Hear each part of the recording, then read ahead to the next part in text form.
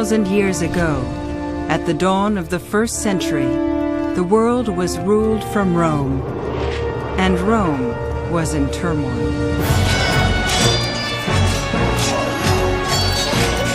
Civil war had engulfed the empire's capital city.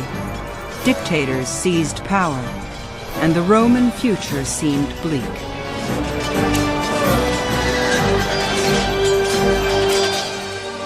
But from the chaos, the Roman Empire would rise stronger and more dazzling than ever before.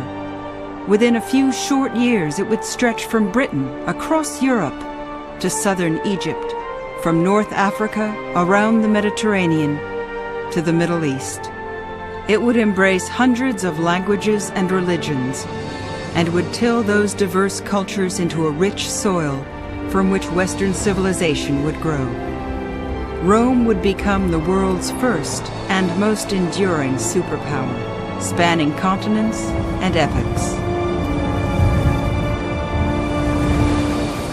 The glory days of Rome were studded with names that reach out to us across 2 millennia: Ovid and Nero, Seneca and Caligula. But the story of Rome is more than the story of famous men, and millions of less familiar figures struck different chords in the symphony of empire. People such as the wealthy benefactor, Eumachia, the rebel queen, Boudica, and countless uncelebrated soldiers and slaves, senators and peasants. And above them all, this man, Caesar Augustus. This was the emperor who set the tone for the astonishing resonance of Rome. This series tells the story of Augustus and his people, the men and women who wrested order from chaos, shaped the greatest empire the world had ever seen, and launched the Roman Empire in the 1st century.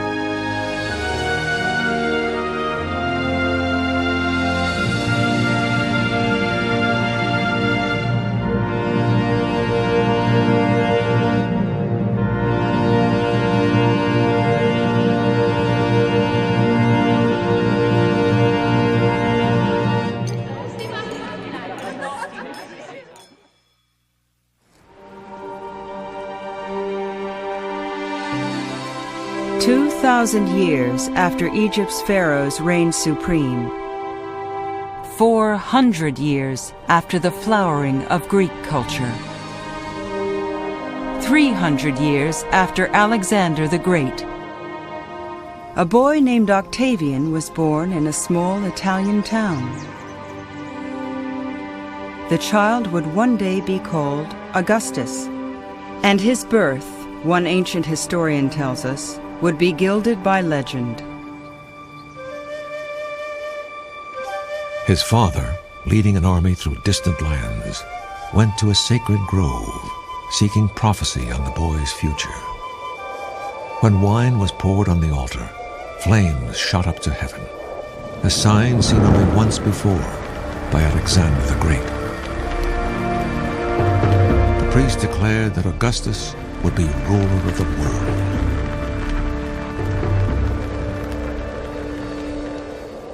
The story is told by Suetonius. Writing at the turn of the 1st century, he based his biography on eyewitness accounts, on common gossip, and on research conducted as imperial librarian. In truth, he writes, the prospects of young Augustus were far from grand. The boy was sickly, with few connections. His family were country people. His father, the first in their line to join the Senate.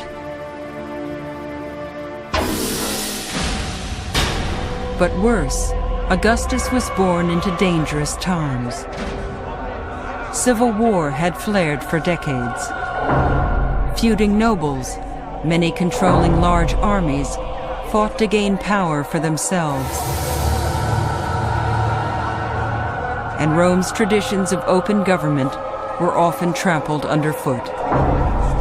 So too were innocent bystanders.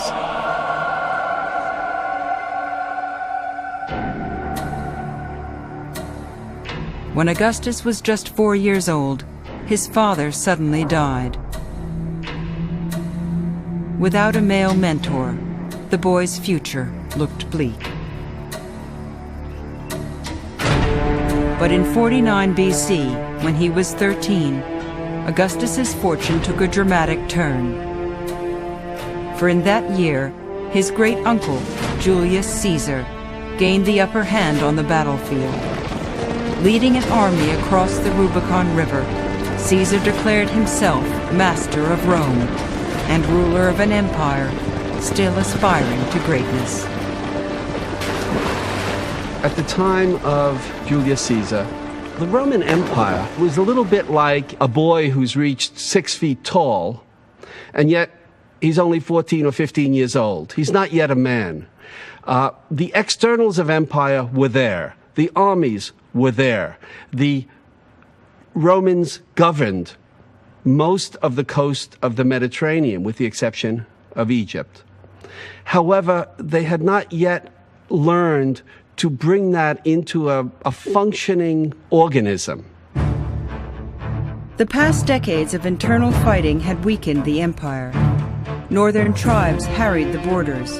Enemies were confronting Rome in the east, and the province of Spain threatened to break free. Julius Caesar moved quickly to bolster the frontiers and his own legacy. Caesar had no heir, so when Augustus completed a dangerous mission, Caesar adopted the teenager in his will. Augustus realized here was a tremendous opportunity. Mind you, he had no military training, but he was the heir of the greatest political figure that was on the Roman sky literally at that time, and he cashed in on it. It was a heady opportunity for Augustus, but also a perilous challenge. For in 44 BC, foreigners were not the only threat to stability. There were enemies within Caesar's small circle of advisors.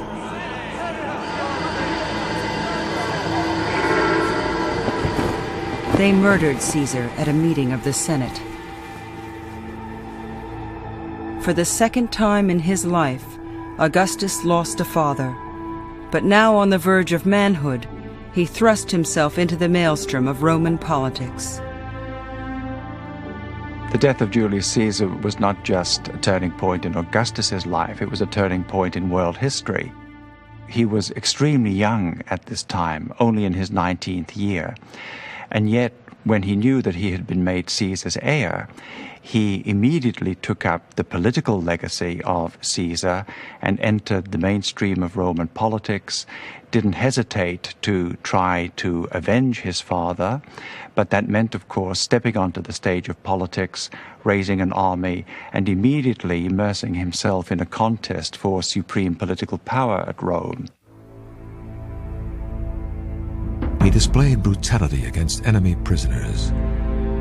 Once, when a father and son were begging for their lives, he ordered they should draw lots to determine which would be executed. The father offered himself, and so was killed. Because of this, the son committed suicide.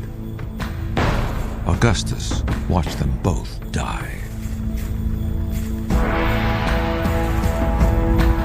Suetonius describes the crisis as trial by fire, and Augustus didn't flinch from the task. He formed a strategic alliance with Mark Antony, a powerful general who also wanted supremacy. Together, they massacred their enemies in the capital. Then they pursued their rivals to the shores of Greece, where they fought and won two of the bloodiest battles in Roman history. When the carnage ended, the empire was theirs. Augustus and Antony divided.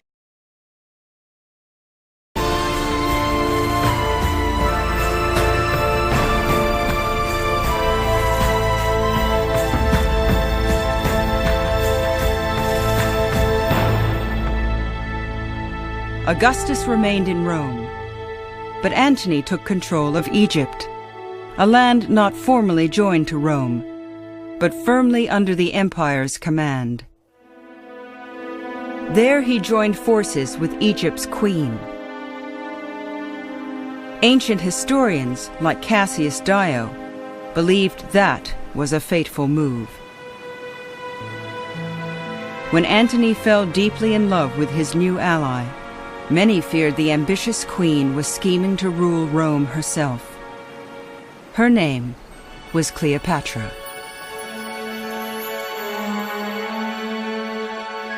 Cleopatra's brazen desire for passion and wealth was insatiable. By love, she had made herself Queen of Egypt. But she failed in her goal to become Queen of the Romans. Cleopatra did not enjoy a good press in Rome. What really irritated people about Cleopatra is that she was a powerful woman from the East and from a very wealthy country with a monarchic system of government. And she therefore symbolized lack of moderation, lack of control, frenzy, fury, everything that Rome tried not to be. Cleopatra and Antony were cast as the leaders of the evil empire. Antony's alliance with Augustus withered. He and Cleopatra mobilized, but Augustus struck first. The poet Virgil later cast the battle as an epic struggle of East against West. Standing high on the stern, Augustus leads the Italians into battle, carrying with him the might of the Senate and the people. Opposing him with barbarian wealth is Antony, suited for battle. He carries with him the powers of the Orient, and, to the scandal of all, his Egyptian wife. Their monstrous divinities raise weapons against our noble Roman gods.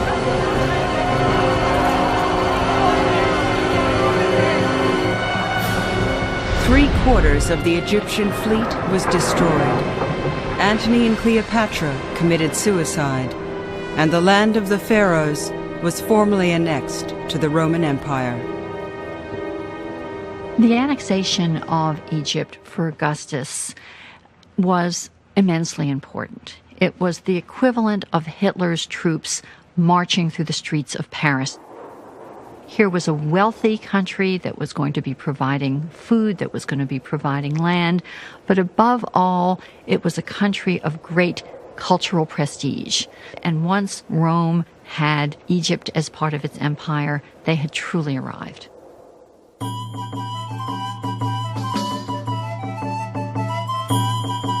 There is nothing that men can wish from the gods, nothing the gods can do for men which Augustus, when he returned to the city, did not do for the Republic, the Roman people, and the entire world. Civil wars were finished, foreign wars ended, and everywhere the fury of arms was put to rest. Upon Augustus's return to a war-torn Rome in 29 BC, the city went wild with enthusiasm. The triumphant general vowed to restore peace and security. It was a promise he would keep. The victory of Augustus launched a period of stunning cultural vitality, of religious renewal, and of economic well-being that spread throughout the empire. It would be called the Pax Romana, the Peace of Rome. And to many, it marked the return of Rome's mythic and glorious past. But Augustus himself would never return to the past. He was now a hardened 32-year-old man, the sole ruler of the Greco-Roman world, Rome's first emperor. Victory had been costly, but the greatest challenge still lay ahead. For to avoid the fate of Julius Caesar, Augustus must disarm the Senate and charm the masses. He must do better than win the war. He must win the peace. That challenge would occupy the rest of his life.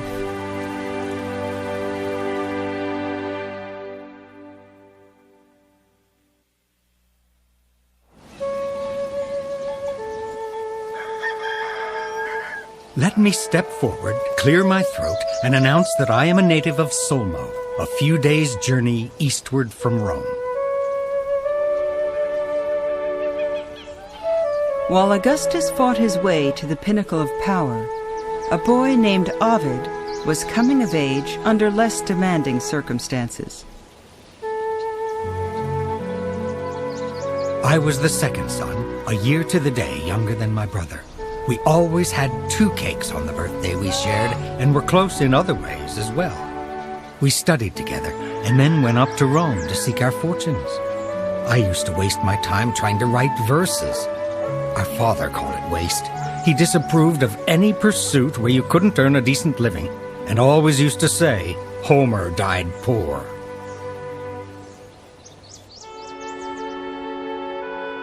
Ovid came from the same stock as Augustus.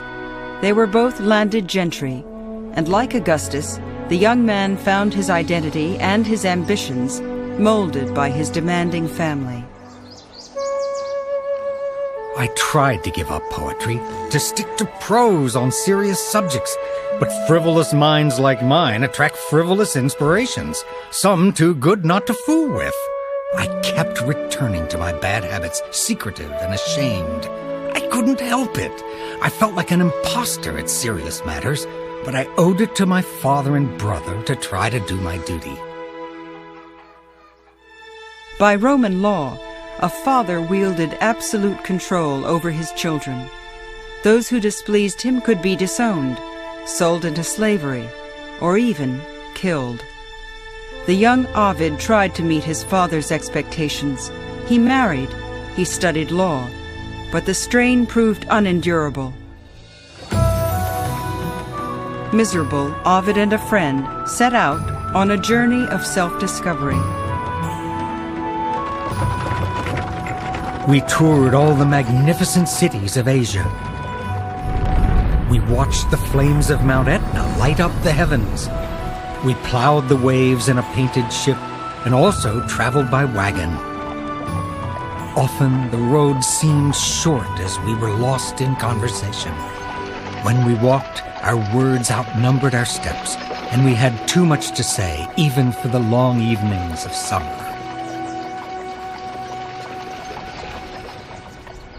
18 months later, Ovid settled in Rome, older and more self-confident than before. He resolved to become a poet. He cultivated new friends in Roman literary circles, and soon Ovid made a name for himself as Rome's reigning poet of stolen kisses. So your husband is coming to this dinner party. I hope he gags on his food. Listen, and learn what you must do. When he settles on his couch to eat, go to him with a straight face. Look modest and lie back beside him, but secretly touch me with your foot. Don't let him drape his arms around your neck. Don't rest your gentle head against his chest. Don't welcome his fingers to your lap or to your eager nipples. Most of all, no kissing. When dinner is done, your husband will close the bedroom door. But whatever the night shall bring, tell me tomorrow you refused him. It's a mistake to think that Ovid's poetry can be read very literally in purely autobiographical terms. That wouldn't be true, I think, of any poetry from antiquity. But clearly at the same time, Ovid is writing about subjects of which he has some sort of experience, and he certainly, through the love poetry, opens up a world which is very different in tone and quality from the official atmosphere. While Ovid bloomed as a man of words, the new emperor thrived as a man of action. He rebuilt Rome and his own family. Divorcing his wife, Augustus married his heavily pregnant mistress, Livia. The move raised eyebrows and hackles, for love was not the only motive, and although Augustus shunned the trappings of absolute power, many suspected he was building a dynasty, a line of heirs to rule Rome for generations to come. Augustus knew it was a dangerous move. That Julius Caesar had been murdered for appearing a king. Augustus would not make the same mistake. He relinquished high office and struck a delicate balance between fact and fiction. Having by universal consent acquired control of all affairs, I transferred government to the Senate and the people of Rome. Augustus was a very cagey political leader because he pretended to be restoring all of these Republican political traditions, and in fact, what he was running was a full-fledged dynastic monarchy. Augustus conquered Cantabria, Aquitania, Pannonia, Dalmatia, and all of Illyricum, as well as Rhaetia. Augustus not only changed the empire, he expanded it. Egypt had been added early in his career. Soon, northern Spain was joined. Augustus drove across Europe, into Germany, and he united East and West by adding modern Hungary, Austria, the Balkans, and central Turkey. These victories employed Roman soldiers and senators and offered welcome distractions to the city's poor. When Augustus wasn't staging chariot races or gladiator shows, he displayed exotic animals, the quarry of Rome's far-flung empire. A rhinoceros appeared in the arena, Asian tigers in the theater, a giant serpent in the forum. One key constituency for Augustus was the plebeian population of Rome. That is basically the city mob. You have several 100,000 folks here who have no jobs, and to put it very simply, who need to be kept off the streets and be kept from making trouble, because it's a very volatile and combustible mix there. The volatile mix that made up Rome stayed quiet for the first 4 years of Augustus's rule. Then, in 23 BC, events took a critical turn.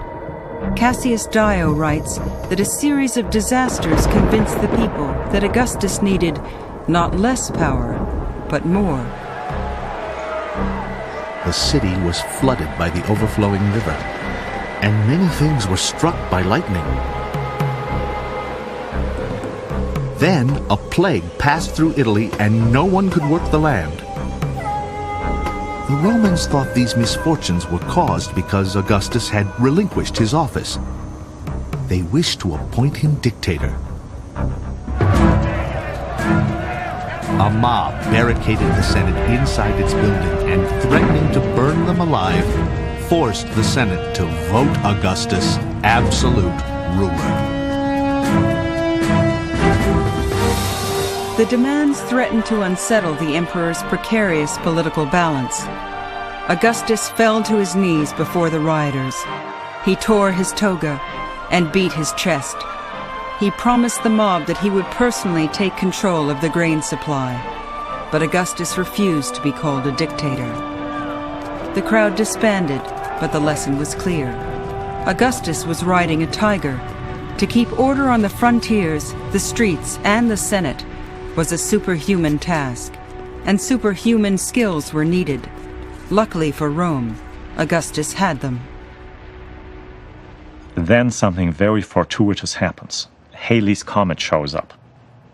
And the word is given out by Augustus. This is the soul of Julius Caesar ascending into heaven. So from this point on, he is called Julius Caesar the Divine. Politically, it became very potent, because what does Augustus do at this point?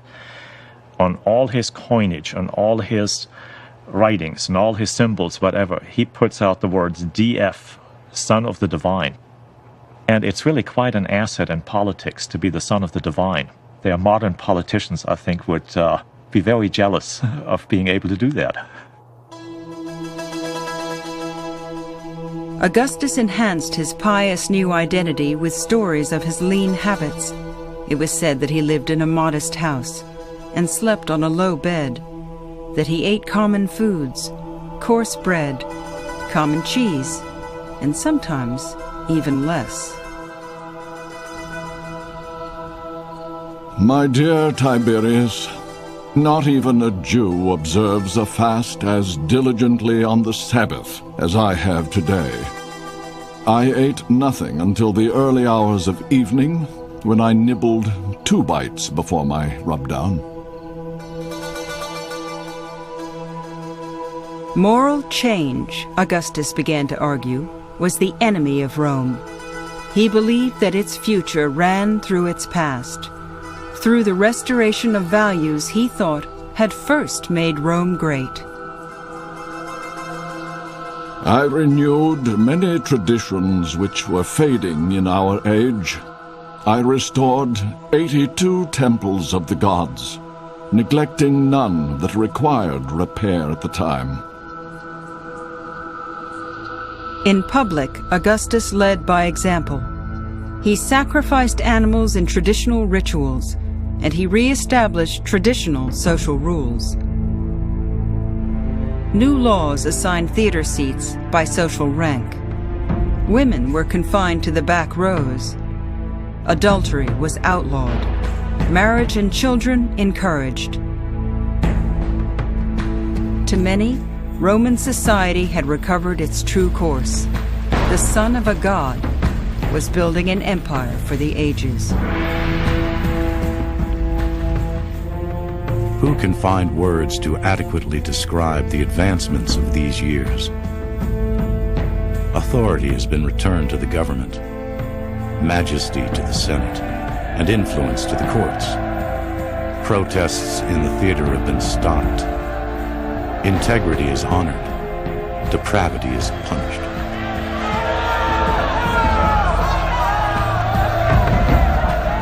But amid the applause, there were also cries of protest. The emperor's new traditionalism rankled friends and enemies alike. It even rankled his own daughter, Julia. Long a pawn of family politics, Julia assumed that she was exempt from her father's stringent views. She was wrong. And in the coming years, Augustus, the son of a god, would have to confront Augustus, the father.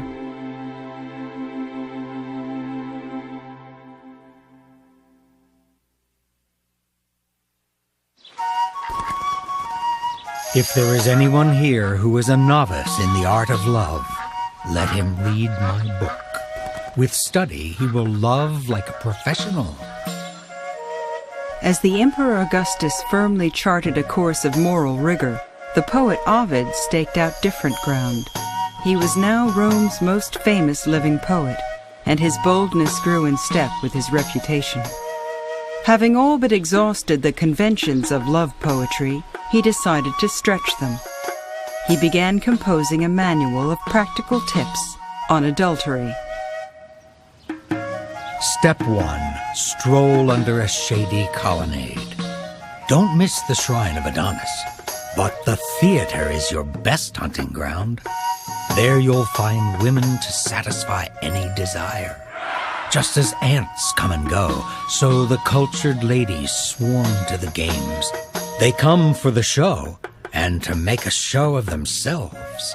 There are so many, I often reel from the choice. Many Romans yearned to follow their emperor back to the good old days of stern Roman virtue, but others reveled in the promises of Rome's newfound peace. Ovid was one of them. To the youthful poet, old limits seemed meaningless. Do not doubt you can have any girl you wish. Some give in, others resist, but all love to be propositioned. And even if you fail, rejection doesn't hurt. But why should you fail? Women always welcome pleasure and find novelty exciting. Indeed, the earlier civil wars had unleashed enormous social change. Some women had gained political clout, new rights, and new freedoms. Tradition holds that one such woman was Julia, the emperor's only child. Julia had a love of letters and was well educated, a given in that family. She also had a gentle nature and no cruel intentions. Together, these brought her great esteem as a woman. Julia didn't reject traditional values wholesale. She had long endured her father's overbearing control. She dutifully married 3 times to further his dynastic ambitions, and she bore 5 children. Her 2 boys, Gaius and Lucius, were cherished by Augustus as probable heirs. But like Ovid, Julia expected more from the piece. She was clever and vivacious, and she had an irreverent tongue that cut across the grain of Roman convention. Her legendary wit was passed through the centuries by a late Roman writer called Macrobius. Several times her father ordered her, in a manner both doting and scolding, to moderate her lavish clothes and keep less mischievous company. Once he saw her in a revealing dress. He disapproved, but held his tongue. The next day, in a different dress, she embraced her father with modesty. He could not contain his joy and said, "Now, isn't this dress more suited to the daughter of Augustus?" Julia retorted, "Today I'm dressed for my father's eyes. Yesterday I dressed for my husband's." But apparently Julia's charms were not reserved for her husband alone. The emperor's daughter took many lovers. Her dalliances were so well known that people were actually surprised when her children resembled her second husband, who was the father of her 5 children.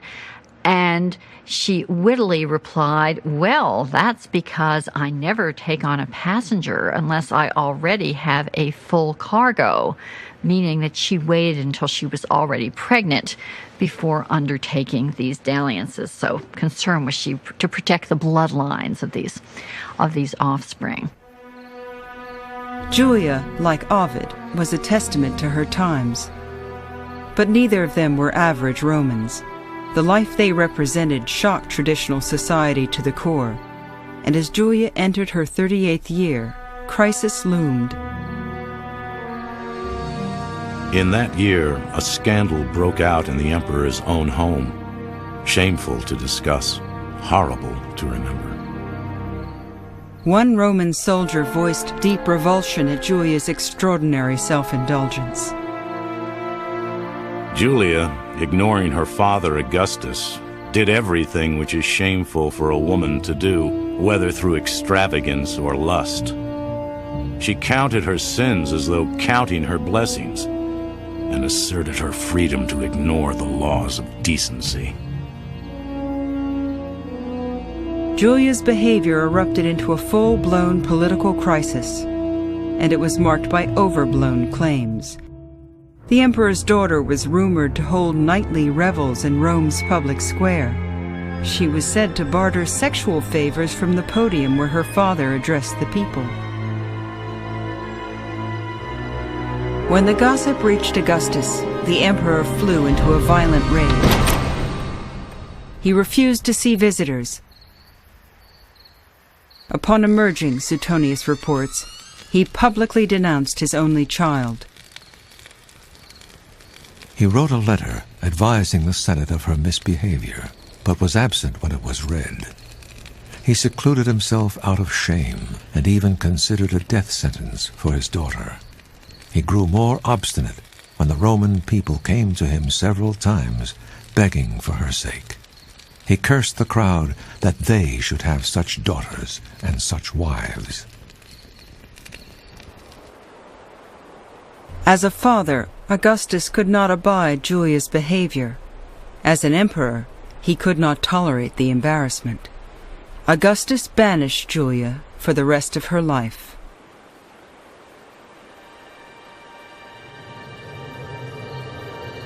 I was going to pass over the ways a clever girl might elude a husband or watchful guard.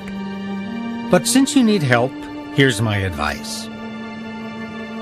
Soon after Julia's exile, Ovid released his salacious poem. It couldn't have been more poorly timed. Of course, a guard stands in your way, but you can still write. Compose love letters while alone in the bathroom and send them out with an accomplice. She can hide them next to her warm flesh, under her dress, or bound beneath her foot. Should your guard get wind of these schemes, she can offer her skin for paper and carry out notes written on her body. Ovid's poetry extolled behavior for which the emperor's daughter was banished, and her fate loomed large as a warning. For the present, the emperor remained mute toward Rome's most gifted rebel. Ovid turned his hand to less provocative forms of poetry. He remarried, and he embraced a new appreciation for discretion. Enjoy forbidden pleasures in their place, but when you dress, don't forget your mask of decorum. An innocent face hides more than a lying tongue. Ovid was on notice. The order of Augustus had firm bounds of propriety, and Ovid had tested them to the fullest.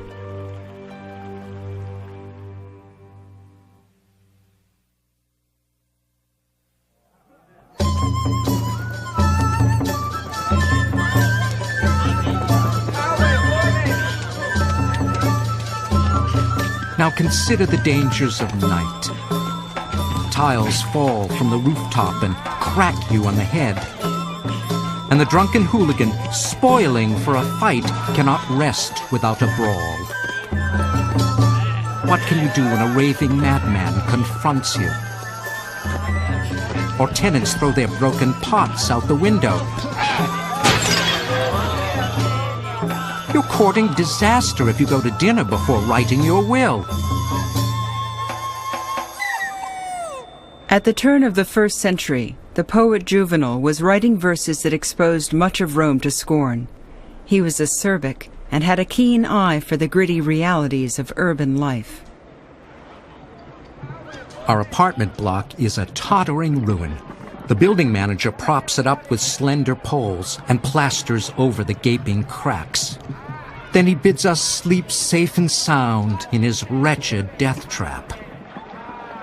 I don't think our notion of Rome bears much relation to the Rome of everyday life, because what is left today are the big public buildings, not the squalid hovels, without plumbing and without any kind of sanitary conditions that ordinary people lived in. That's precisely the reason members of the elite preferred to withdraw up onto the hills and have their villas up on the hills, a little bit away from the noise and away from the stench and away from that incredible horde of people pressing close together.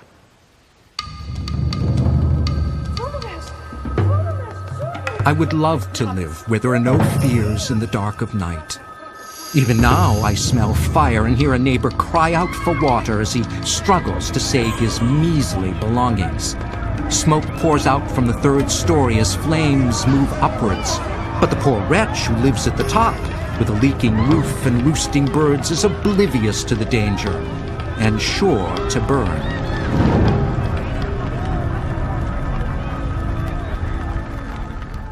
In the year 4 in the imperial palace, the Emperor Augustus also lost sleep, but not from fear of fire. Now an old man of 66, Augustus had lost much of his youthful vigor. His vision had faded in his left eye. His teeth were few, widely spaced, and worn down. His hair wispy and yellowed. His skin was irritated by scratching and vehement scraping, so that he had chronic rough spots resembling ringworm.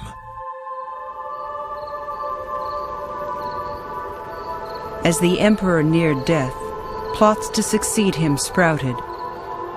His grandsons and intended heirs had both died unexpectedly, and the emperor himself lived under constant threat of assassination. Speaking for Augustus, one ancient historian voiced his dilemma. "Whereas solitude is dreadful," he wrote, "company is also dreadful. The very men who protect us are most terrifying." In many ways, Augustus looks so solid, and what he created looks so solid, you forget the fragility. I think contemporaries were very aware of that fragility, and surely Augustus was. He was over-anxious, in a sense, to provide a secure system after he'd gone.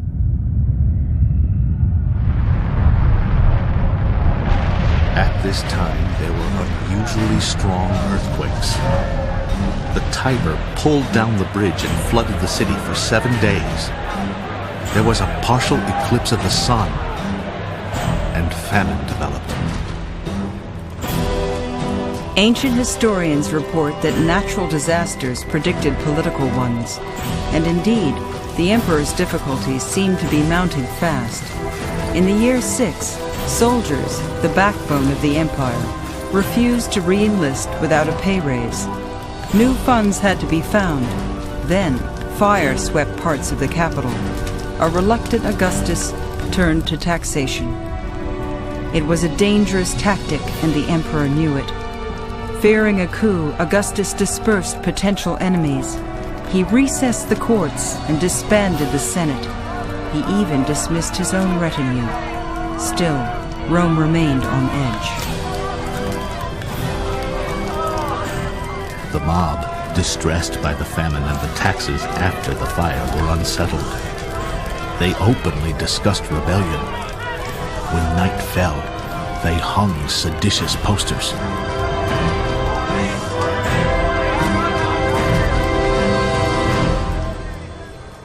The crisis passed, but soon a new and even greater disaster battered the aging Augustus. It began in Germany, a land of fiercely independent tribes, and to the Roman eye, rugged barbarism. The region had been recently conquered, and Roman customs were taking root, or so they thought. The barbarians had not forgotten their ancient traditions, their free way of life, or the power of arms. But, as long as they were assimilated slowly, they did not realize they were changing and did not resist Roman influence. That peaceful evolution stopped, however, in the year 9, the year an arrogant young general called Quintilius Varus became commander of the Rhine army and brought an iron fist to the province. He forced more drastic change on the barbarians, and among other things, he dealt with them as if they were slaves of the Romans, and exacted money as if they were his subjects. Varus disastrously miscalculated the extent of Roman control and misjudged German compliance.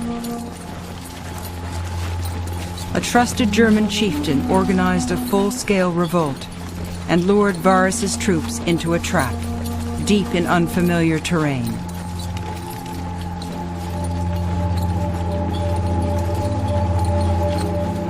The mountains were rocky and cut with ravines. The trees were dense and tall, so that the Romans were struggling to make progress.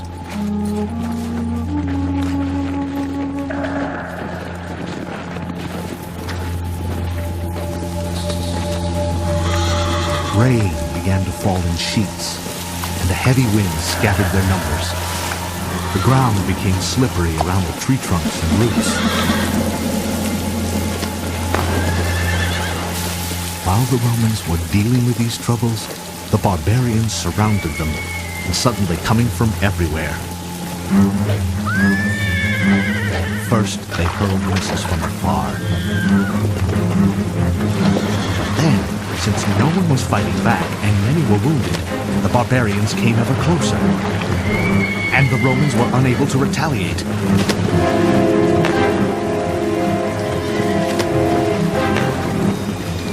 They kept crashing into each other in the trees. They couldn't not grip their arrows or javelins. The rain forced the weapons from their hands. Even their sodden shields were useless. And so every man and every horse was slaughtered.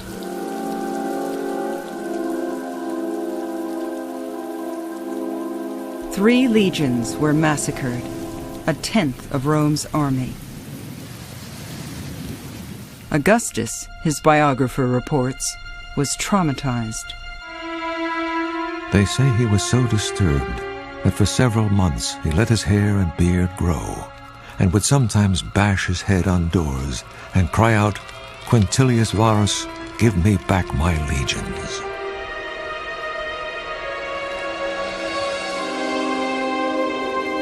The disaster in Germany underscored a stark reality. The empire was born of violence, and to violence it ever threatened to return. The emperor was in no mood for leniency.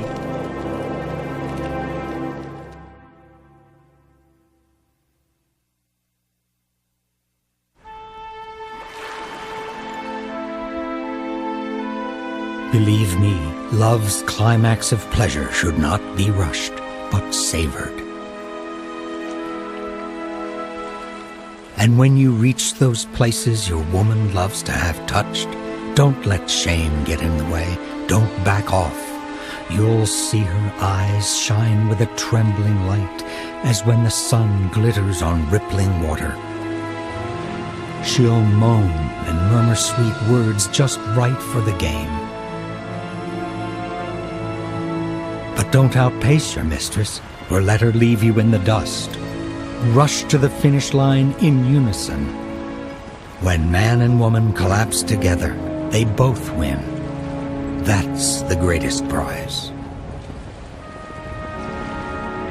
Ovid's sizzling words gripped Rome when they were first published, but a decade later they would return to haunt him. For the patience of the Emperor Augustus had reached its lowest point. Beleaguered, he saw plots in every corner, anarchy in every act of disobedience. Blaming the subversive book, Augustus banished Ovid from Rome.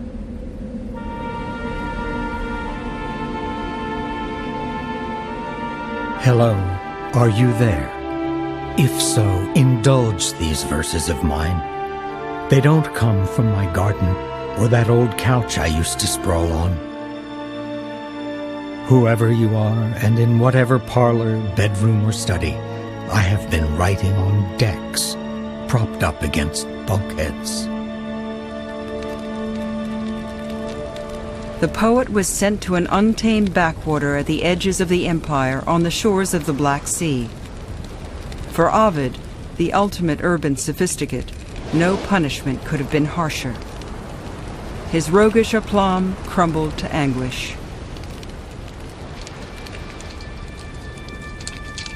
When night falls here, I think of that other night, when I was cast out into the endless gloom. We managed to laugh once or twice, as my wife found in some old trunk odd pieces of clothing. This might be the thing this season, the new Romanian mode. And just as abruptly, our peal of laughter would catch and tear into tears.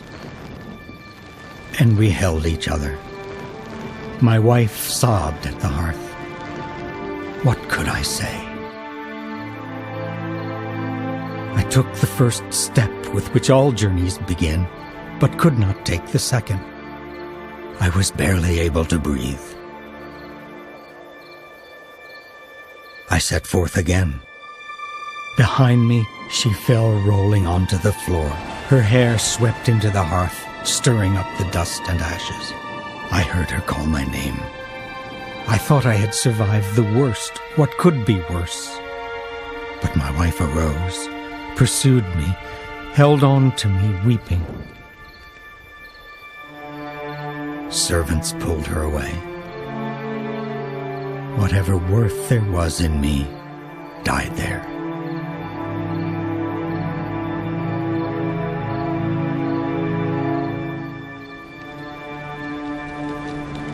Ovid was sure his talents would bring him home. He wrote constantly, and as he waited, he sought refuge in a remote frontier town. When the temperatures dropped, Ovid wrote, wine froze in its vessels, the river in its banks. Across the ice thundered hostile horsemen, plundering and killing. It was a brutal life Ovid wrote home from exile, a side of the empire that few Romans ever saw. Beyond these rickety walls, there's no safety, and inside it's hardly better.